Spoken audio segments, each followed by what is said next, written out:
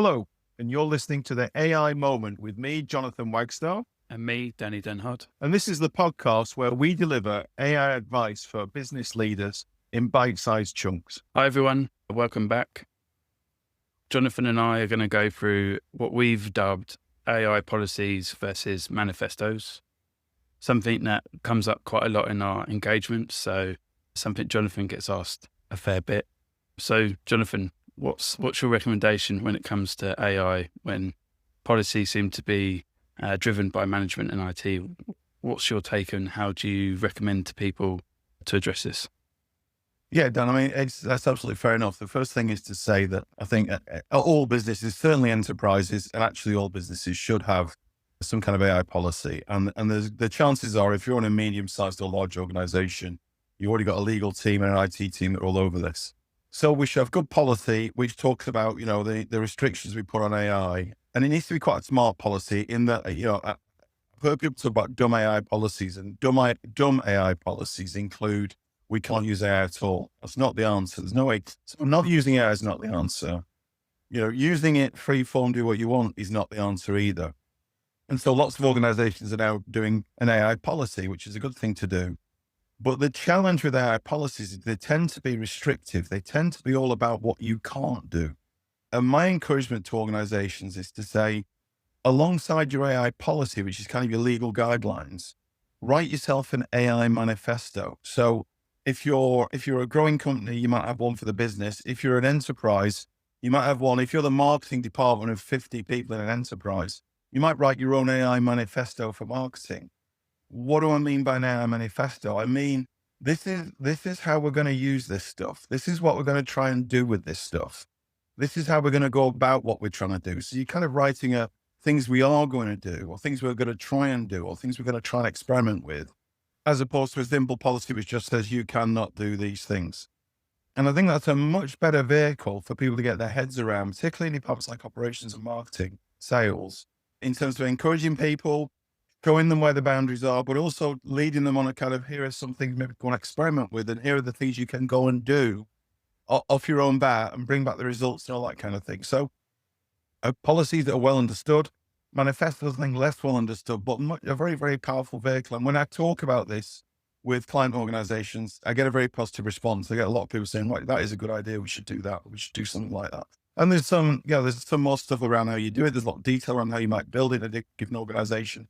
But a manifesto as an idea, I think, is a very strong idea.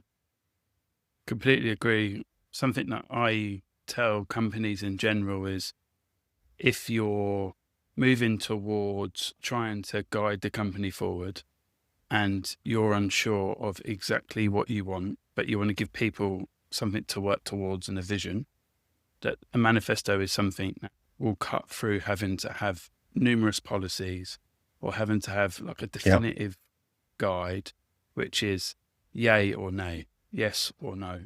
And I think with a manifesto, often it would give the better guidelines than opposed to a policy, which is often you cannot, you must not, do not use. And I think that often confuses people and shames people into hiding what they're doing and what tools they're bringing into work. So what I often say to companies, especially executives, is build the guardrails, then build the manifesto. And then if you really, really need a policy, build out that policy. And things that you can build out in a policy is, you must use work logins, it must be single sign-on, etc. In things in manifesto, it can be like the vision of how we use AI and how we're going to get there and what are the best use cases to do that, and give some examples of good tools. So as a company, if you're unsure of which tools to use, definitely bring in, consultants, advisors, strategists, like, people like you and I who can help understand the tool set and the apps and bring that in. And if you're completely at a loss of how to start, there are so many manifestos online now from companies that have written them, not for AI, but more in general, that will really help you. Sure. And your manifesto, to your point, Dan, I think your manifesto, you can talk about things like, how do your company values apply in the world of AI? What ambition might we have for the use of AI? What might we try and do with it? What opportunities do we think there are? I think the danger you find, and I've seen this already in some enterprises, is for instance, there may be an enterprise rollout of say Microsoft Copilot. So there's the enterprise model. We're all using Copilot. Great. Then what you find is that's so restricted and tied down that people are often doing shadow AI on their own. So then you ask a room of 50 people in enterprise, we all got Copilot. How many of you guys are also using ChatGPT or Claude? And a lot of hands go up. A lot of people are kind of, you end up with this shadow AI, which you don't want. So have your AI manifesto, encourage people to do the things you want them to do, or show them where the opportunities are to do what they want to do. You get a much stronger result, I think. Yeah. And to the extension to that point too, is a lot of companies, if you're a Microsoft shop, you'll have Copilot.